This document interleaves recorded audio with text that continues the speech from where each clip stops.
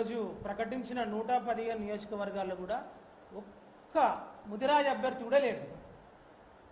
మేము సంగారెడ్డి గురించే మాట్లాడతలేము, యావత్ తెలంగాణ రాష్ట్రం గురించి మాట్లాడుతున్నా.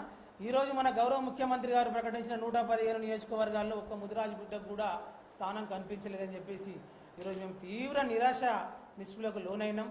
మాకు ఏ పార్టీ అయితే కూడా మా ముదిరాజులకు ఎక్కడైతే మేము గెలుస్తాము, మా యొక్క స్ట్రెంత్ ఉంది, మన యొక్క జనాభా ఉందని గుర్తిస్తే మేము ఆ పార్టీకే పనిచేస్తామని చెప్పేసి ఈ సందర్భంగా తెలియజేసుకుంటాం. ప్రస్తుతానికైతే మాకు ఒక్క సీటు కూడా కేటాయించలేదు కాబట్టి మేము బీఆర్ఎస్ పార్టీతో నడవదలుచుకోలేదని చెప్పేసి ఈ సందర్భంగా మా సంగారెడ్డి జిల్లా ముదిరాజ్ మహాసభ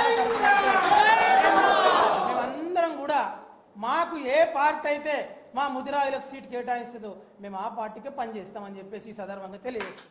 ఈరోజు ప్రకటించిన 115 నియోజకవర్గాల్లో కూడా ఒక్క ముదిరాజ్ అభ్యర్థి కూడా లేడు.